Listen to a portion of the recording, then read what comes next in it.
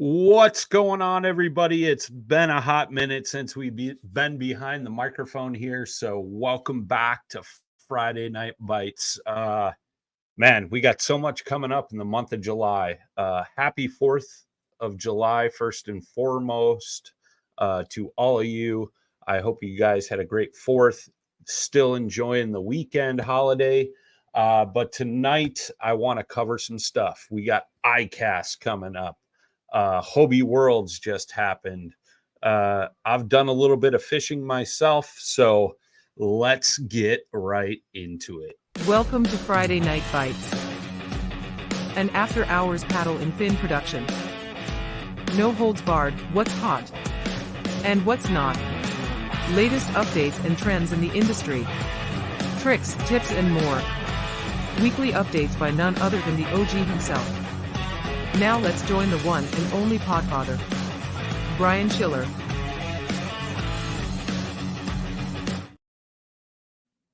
What's going on, everybody? Welcome to the show tonight. I am your host, Brian Schiller, the OG of Paddle and Fin Podcasts. Happy to be back here with you guys tonight. I want to start off talking about Hobie Worlds. It's something that I'm not sure if they did it last year or not, but I know through COVID, it kind of got put on pause because of travel restrictions throughout the world, things like that. So it was great to see the Hobie Worlds back in action this year. Took place in Canada. So you would think a Canadian won it. However, we had an Australian taking home the first place prize. Mr. Yak Gadget, I hope I'm pronouncing that right, from Australia. Congratulations on your Hobie win. And it was interesting. You got folks that come together through kayak fishing from all parts of the world. I mean, you had Australia, Canada, United States, Norway, Italy, Korea, Australia, Republic of China, Denmark, Germany, Spain. I'm just going down the list here, looking at everybody that was in there. The UK, Singapore. I mean, just so many different walks of life, all coming together for one common cause: kayak fishing. I think it's a beautiful thing. I mean, I'm not a Hobie owner, but at the same time, it's really cool and unique what Hobie's done over the past decade, basically, of bringing kayak anglers together from across the world to meet, compete, and just have a great time. All the footage I saw, it seemed like everybody that was there thoroughly enjoyed themselves. Obviously, there was a great competitive edge amongst everyone. And, like I said, Australia took it home. They were fishing for bass, which is awesome. Being in Canada, you would think it'd be like a muskie event or northern pike or something like that. So I was super excited to see that they focused on bass, because I think it was the one that they did in Norway or Finland or something like that. They were catching northern pike and perch. And actually, now that I think about it, it was last year that took place. So super cool to see, one of our native species here in the States being sought after by people from all across the world, and it's unique, right? Because people in Australia don't normally bass fish, same thing with maybe Finland or Korea or things like that. So it's cool. It gives these anglers an opportunity to fish for a species that they normally wouldn't fish for. So seeing them adapt and overcome those struggles of figuring out fish and things like that is certainly a cool thing, and certainly a cool feat, like for a guy from Australia to fly halfway across the world, compete against anglers who normally bass fish and end up in the number one spot on the podium is a beautiful thing. So congratulations to him. I'll just run you guys through the top 10 real quick because there are some familiar names. In second place from Canada was Anton Gagnon. Again, I apologize if I butcher your name. Third place, familiar face to kayak bass fishing here in the United States, Ron Champion, followed up in fourth place by Jackson Orr, a young man always making waves in the kayak community. Fifth place from Norway, Slora. Italy in sixth place, Republic of Korea in seventh, another fellow Canadian, Mr. Conley, in number 8, and another stranger, no stranger to the podium, Mr. Jody Queen ended up in 9th place, and Australia rounded it out in the bottom of 10th place. Let's see what this gentleman's first name is, Stephen Pryke. So certainly a cool event. I always get excited when Hobie Worlds is going on. Like I said, I don't fish out of a Hobie. I don't fish competitively anymore, but it's certainly interesting to watch this event. Like I said, you got people that have never targeted bass ever, competing and seeing them overcome those struggles and obviously end up in the top 10 is a huge thing. So congratulations to all those anglers that competed in the Hobie Worlds. A lot of familiar names and faces from the US in there. I know Dusty Yacker, Christine Fisher was up there, Brian Nelly, Mr. Marshall, Ryan Lambert, just a lot of hammers from the United States made their way up there. So congratulations to all you guys for being able to make that trip up there, compete, represent the United States, and what a phenomenal event. So there is that. Hobie Worlds 2024 is in the books. I believe that was Hobie Worlds 12, if I'm not mistaken. 11. Hobie Worlds number 11. So the 11th Hobie Worlds just took place. You guys can go to hobiefishingworlds.com to see all the interviews, the standings, and all that good stuff. Go check it out. It's always an interesting event. It's an event you need to qualify for or be nominated by Hobie to go represent your country. So congrats again to all those guys. Next up on the docket, we have ICAST 2024 right around the corner. Who is excited? I know I am stoked. Obviously, you guys know I have teased that here at DUBRO Fishing. We have been working really hard on some products that I know all you kayak fishing folks are going to be super excited for.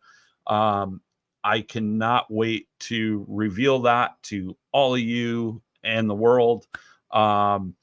We do have an exclusive first sneak peek. I personally did a podcast with Mr. Adam Pross over at the River Run podcast here on the Paddle and Fin Network. That is going to air the Monday of ICAST. Be watching the DUBRO Fishing social media accounts, all that good stuff. And you guys will get all the first looks there, some exclusives, maybe even over at Tackle Warehouse and a few other outlets. You'll see what I've been hyped about. But I wanted to kind of dive into my experience with ICAST. I know I've briefly talked about it in the past, but I wanted you guys to maybe get my perspective coming from being one of the manufacturers that'll be there on the floor, all the work that goes into it, what happens when you get there, and what happens after you leave, right? Because my first ICAST, I'll never forget. It was 2021, I believe. Obviously, the world was kind of messed up with the COVID going on. I'm from Chicago area, and things were pretty much shut down here. Tons of restrictions. I get on an airplane, fly to Orlando, and it was like nothing was going on. And it was like a whole new world, which was great. Got that slight little feeling of normalcy. I was there with New Canoe. Super grateful for the opportunities they've given me over the years to be at ICAST, representing them and doing podcasts and things like that, from the New Canoe booth and so on. So it was amazing, man. I know I've referenced this before, but I felt like my head was on a swivel. It was like, oh, there goes so and so, there goes so and so, and there's, you know, all the biggest names are under one roof, if they're not on the road competing in tournaments and things like that. But all the personalities, man, whether it be YouTube, the Elite Series, some of the kayak anglers we look up to, things like that. A lot of them are all at this show. What is ICAST? ICAST is an industry show, not open to the public. That's where a lot of products get released for the rest of this year or the upcoming year. They have what they call the new product showcase. So everybody that's releasing products pretty much submits their product to that new product showcase. And buyers and media outlets get to vote and choose what their favorite products are from the show that are new. At the same time, from like a manufacturer point of view, you're having meetings, talking to your distributors, your retailers. They're placing orders for the upcoming season, things like that. If you're in the media side, you are out there getting, interviews, photographs, videos of all these new products. So that way you could release them, get them out there to the world, and get exposure for some of those manufacturers. If you're a retailer, you're taking advantage of show deals, picking up product, placing orders for your upcoming season. So that way you're ready to go. So when me, the consumer, walks into Joe's kayak shop or whoever's it is, and I'm looking for a specific product, they have it there on the shelf for me. And that's a thing too, right? Like some kayak shops may only carry certain brands, things like that. If you're looking for a particular product, that's when you talk to your retailer when you're in the shop. Hey, man, it'd be great if you guys carried these. I'd buy them all the time. So you got kind of the whole industry as a whole is colliding on Orlando, Florida, preparing everything for you guys, the end users, for the upcoming 2025 season or whatever year it may be that's coming up. So it's super exciting, man. So obviously, I've told you guys we've been working on some stuff here at DUBRO Fishing, designing some new products and things like that. And it's a lot of work, man. All you guys and gals that wish you worked in the fishing industry, just realize that it is a ton of work and be ready to grind it out. It has been a huge privilege and honor for me to be part of some of the products we've worked on here, not only in the fishing realm, the archery and hobby world as well. So, I'm super fortunate that I work in a place where we have some diversity in our product offerings, and I get to work in all my favorite things. So, super cool, but it's a ton of work, man. You're getting, all your press releases, photography work, making sure your T's are crossed and your I's are dotted. Because like I said, you have the best of the best in the industry coming to the show, and you want to impress, and you want to impress your retailers and your distributors and your peers, right? So it's always a ton of stress and a ton of pressure. But I'm super fortunate, man. I'm surrounded by a great crew of uh, pro staff, um, employees here, things like that, that help make those things easier. So last year we did this, and I believe it was the year before as well. Um, I typically drive to ICAST. I fish my way down. Last year, I rendezvoused with John Rapp, Matt Gibson, and we shot a ton of media content on the way down for the Twister track knobs, the Dewey baits, and all that good stuff. So we're doing that again this year, getting content on those things again, plus the new stuff as well, because we're trying to stockpile um, photography videos, things like that, so that way throughout the year we can release those little tidbits and keep you guys engaged with the products and things like that. So I'm super stoked for that. We're gonna also have Jay Randall in house, my old co-host on the OG show. He's going to be doing some photography and video work for us as well, to help capture our trip and get some good promo stuff for the new products as well.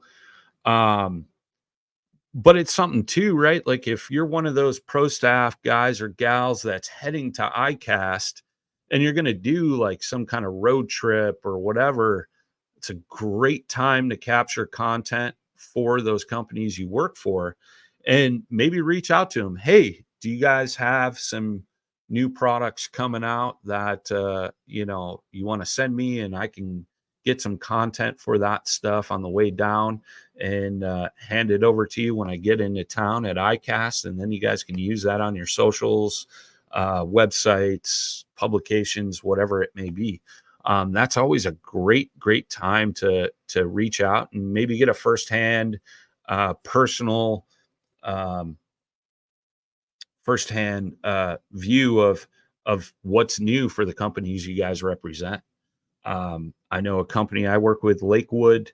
Um, they have some new products that they're releasing at the show. So, I talked to my person over there and said, "Hey, we're doing this big media trip on the way to ICAST. What do you need? Do you want to get me some products?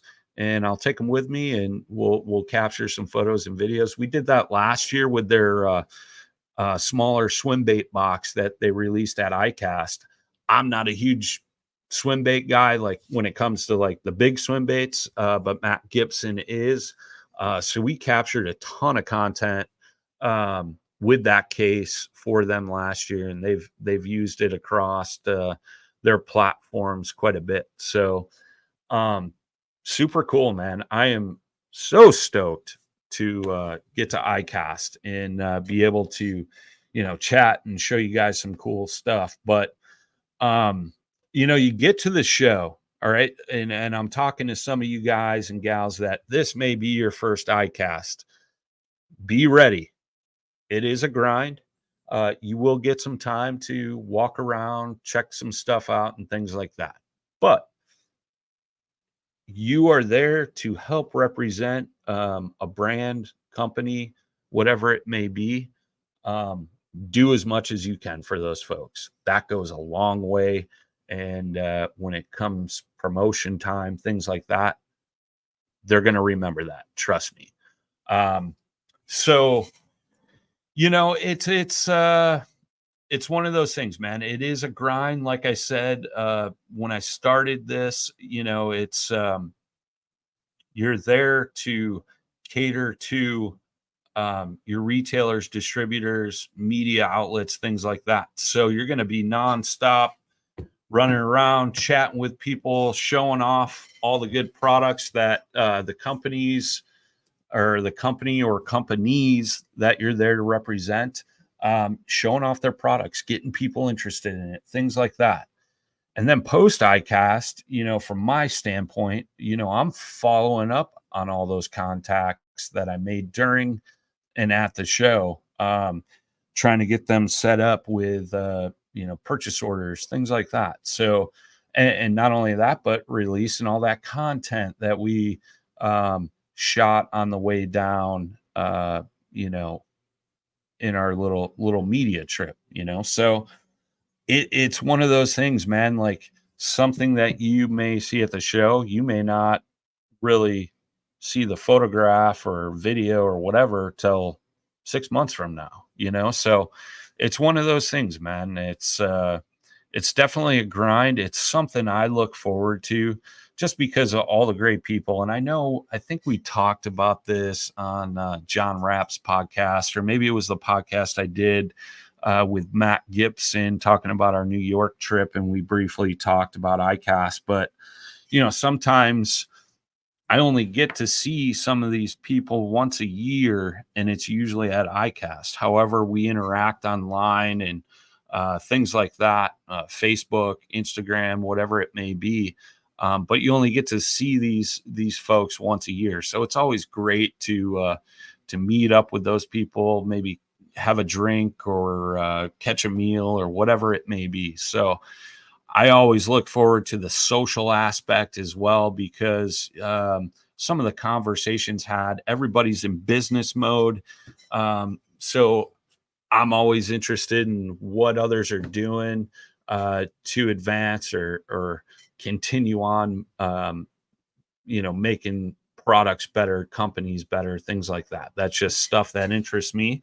And if it doesn't interest you, that's fine. But just remember, you're there to, help out the companies that brought you there, basically. So just keep that in mind. I hope everybody has a successful show, has a safe trip. I hope you all have a great 4th of July. I personally am going to try getting on the water here the next couple of days. We got some goofy weather going on up here in the north. We've had a ton of rain this year. It seems like water levels are a little higher.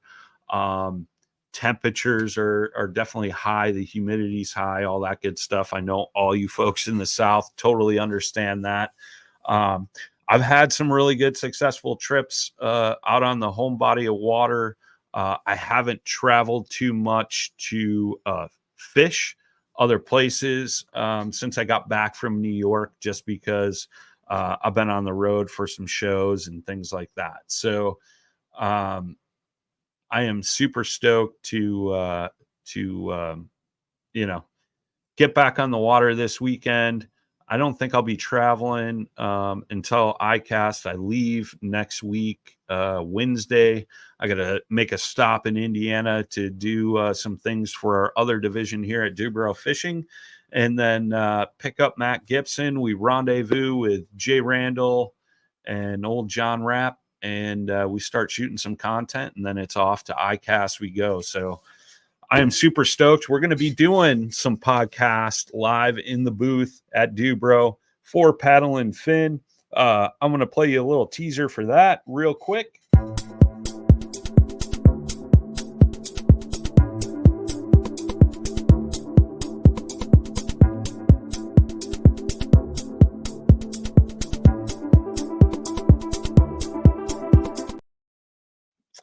So there you have it. You'll have myself, Friday Night Bites / OG show, John Rapp from the Rusty Hook, Randy Newton from the Final Cast, and Matt Gibson from the Bass Fishing for Noobs show. They're live at the show doing ICAST, exclusive interviews with some of your favorite personalities, your favorite companies, showing off some of their products and things like that. And we are super stoked to bring you all that content like we have done the past few years from ICAST. So if there is something you want to see or hear from or something like that, please reach out to us either on the social medias, or you can email us at paddle, the letter N, fin gmail.com, and let us know who you want to hear from. I know I got some exciting guests lined up, some different people that I know one in particular, the kayak fishing world knows very well, but hasn't heard from him really in a little bit. So we're going to sit down and chat with him. I'm looking forward to that. And I got a whole slew of other folks that I'm looking forward to sitting down, chatting with at ICAST. So yeah, be on the lookout for that. We'll start scheduling up those shows here in the upcoming week or so. So that way you can kind of set a reminder for those folks that you want to see or hear from. And I'm excited for you guys to hear from those people, and we'll go from there. But I appreciate you guys again. Hope you're having a wonderful 4th of July weekend. Be safe if you're out on the water. We all know how it's like on these holiday weekends. A lot of crazies behind the wheels of boats that probably shouldn't be, right? So if you're in a kayak, be super cautious and careful to everything going on around you, because you never know when somebody may not be paying attention and you don't want to get hit or run over. So I thank you guys all for tuning back in to Friday Night Bites. Hope you guys are still continuing to enjoy these short-formed shows, giving you tips, ideas, outlooks, recapping fishing trips, all that good stuff. You know, it's I feel like I'm just sitting down chatting with you guys as we would if we just had a nice day on the water. So we will see you guys hopefully next week. I will be on the road on the way to ICAST, but we should be able to bring you a podcast from where we're at. Obviously, Wi-Fi and things like that sometimes is a struggle on the road. So be on the lookout for that. We appreciate all you guys as usual. And always, boys and girls, tight lines, smooth paddling. Peace.